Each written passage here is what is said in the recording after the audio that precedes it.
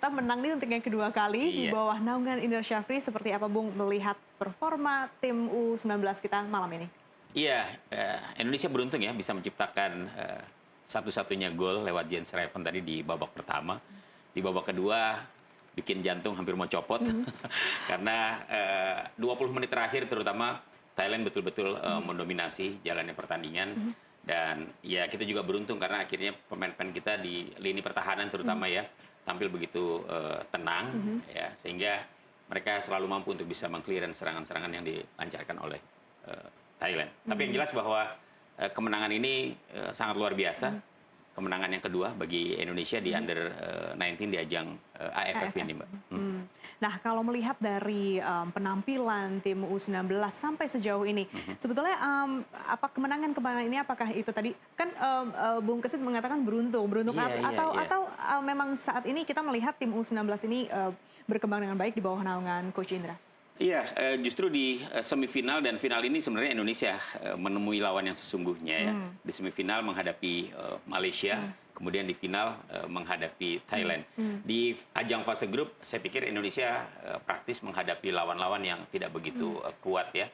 Timor Leste, kemudian Filipina dan juga Kamboja yang di atas kertas memang bisa ditaklukkan oleh Indonesia dan faktanya kita bisa mencatat kemenangan yang cukup meyakinkan ya. Dan ketika menghadapi semifinal kita sudah mulai mendapatkan ujian yang sesungguhnya. Dan Indonesia kita tahu juga cukup kesulitan juga mengalahkan Malaysia sama seperti juga ketika menghadapi Thailand di final ini. Kalau saya katakan beruntung ya karena kita akhirnya bisa menciptakan satu gol ya lewat Jens Reven tadi. Nah, 2 kali kemenangan Indonesia ini dua-duanya di bawah Coach Indra. Iya. Artinya apa yang menjadi catatan gaya melatih dari Coach Indra sendiri yang tepat begitu diterapkan untuk tim U19 Indonesia? Iya, kalau kita lihat dari profil dari Indra Syafri ya, Coach Indra, memang dia ini merupakan pelatih yang selalu berhasil mengangkat performa tim-tim junior. Ya, kita ingat ketika di tahun 2013 Piala AFF berhasil diraih oleh Indonesia, ketika itu pelatihnya Indra Syafri, dan ketika itu Indonesia mengalahkan Vietnam dengan susah payah 0-0, kemudian diakhiri dengan adu penalti. Kemudian kalau kita geser kembali di ajang SEA Games yang belum lama berlangsung, Under 23, Indonesia juga berhasil meraih emas lewat polesan tangan dingin dari Coach Indra Syafri.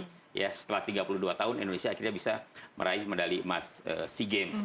Dan sekarang kembali Coach Indra Syafri membuktikan dirinya sebagai pelatih yang betul-betul tahu karakter pemain-pemain muda Indonesia. Dia mewujudkan hasil yang kedua di Under 19 Piala AFF, dan kini Indonesia menyamai raihan Malaysia yang juga sudah 2 kali dan juga Myanmar ya.